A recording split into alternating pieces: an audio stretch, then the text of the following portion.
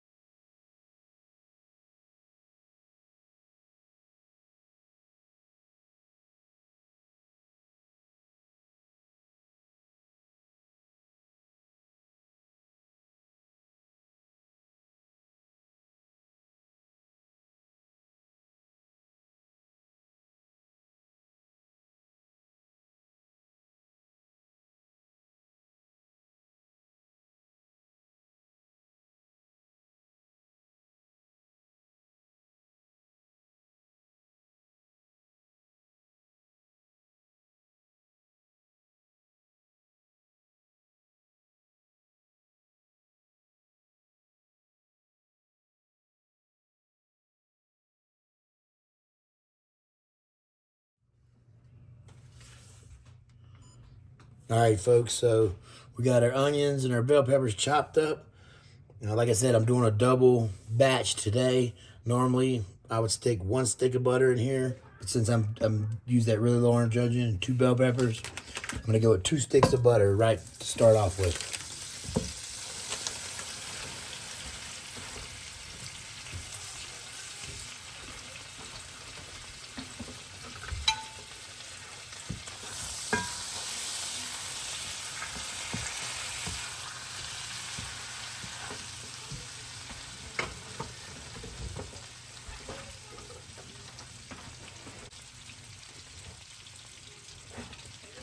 So once a good amount of the butter is started to melt, you don't want to wait for it to start to turn brown. You want to go ahead and start adding your vegetables. So that butter has something to cook besides itself.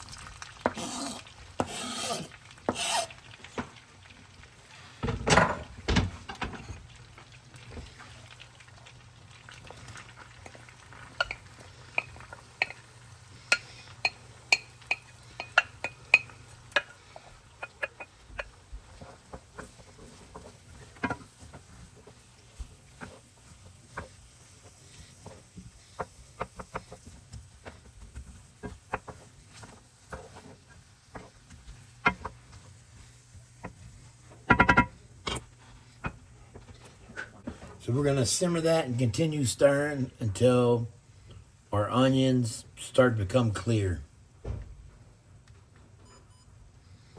So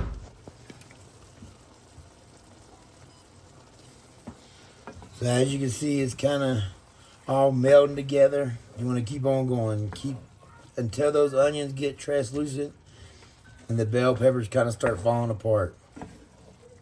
You're going to keep simmering that down on a medium fire.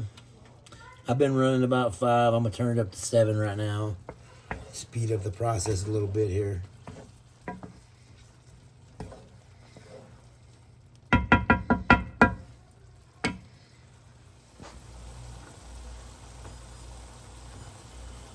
All right, folks, so once the onions are starting to get translucent, as you can see here, this is when I like to go ahead and season it. We're going to start off with some salt. Just a little bit of salt there. A little bit of Tex Joy's red pepper or cayenne pepper. You'll make sure you open the sprinkle side, not the pour side with this one. You're going to go light on the cayenne. Depending on the brand, that shit can get serious. And then we're gonna add some Tony Chachere's. Just a little bit of Tony Chachere's. And then a little black pepper.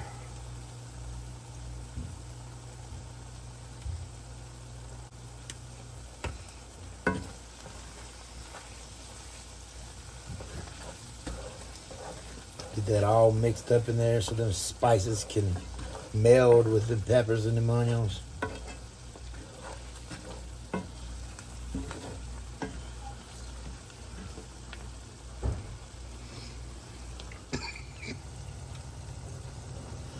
So as you can see, the whole substance is starting to get a yellow tint.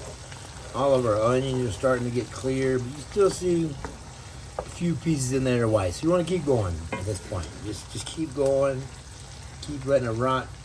Break up any bigger chunks of onions you see in there. And let it keep cooking down. This is the base for the étouffée.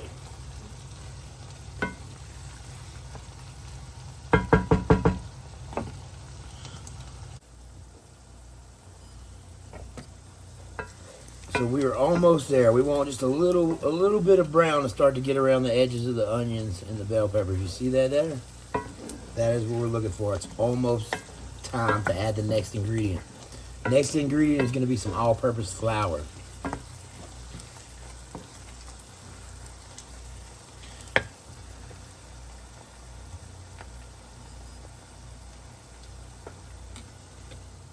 So, like I said, I'm kind of doing a double size. So I'm going to do about 1/3 cup of flour.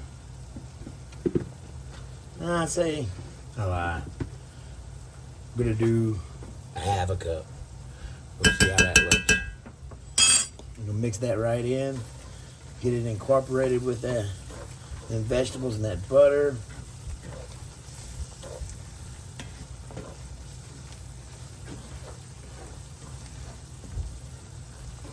You know what? I may have to go a little deeper, maybe 3/4 cup. So that's about the consistency I shoot for once I've added the flour. I'm gonna get it spread out nicely. So we're essentially making a roux inside of our vegetables, but we're just making a blonde roux. We're not gonna go dark like we would for a gumbo.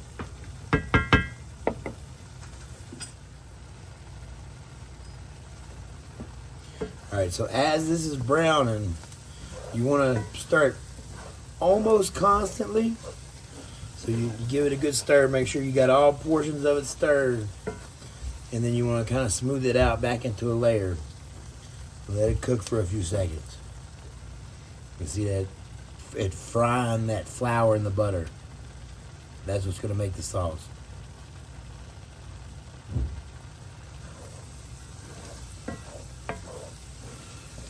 But if you step away, you go wash your hands, you do anything else at this point and scorch it, it's all for waste. So don't stand by your pan at this point. Just stand by your pan.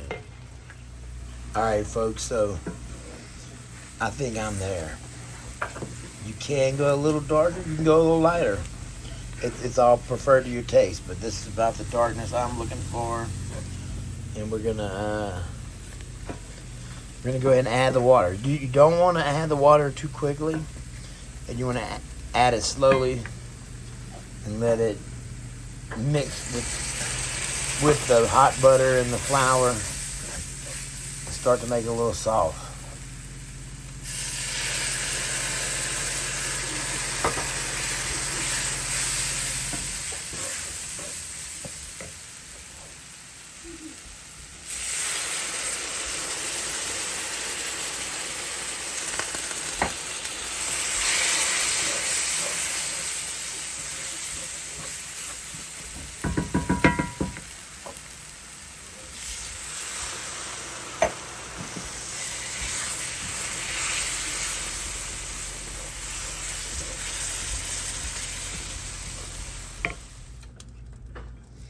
So after you got a good sludge, if you will, then you can add a little more water.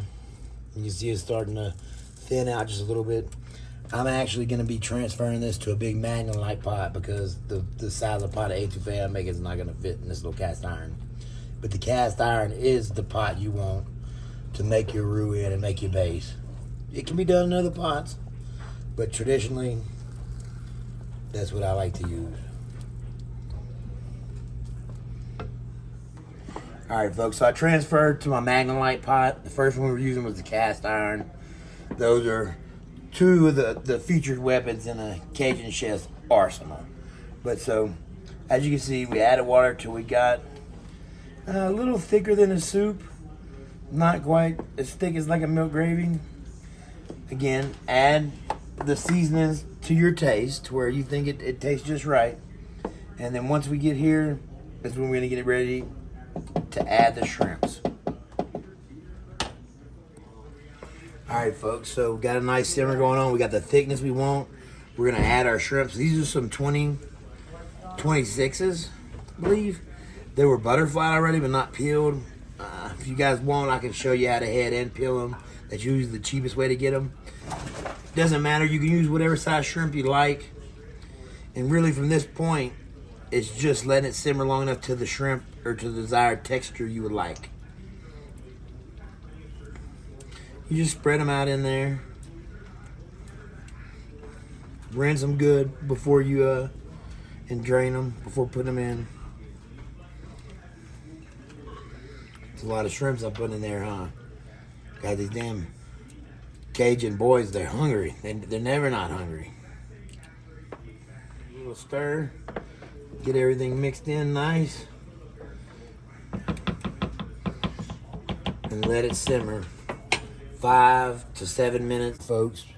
Brisket tacos with shrimp étouffée. Enjoy.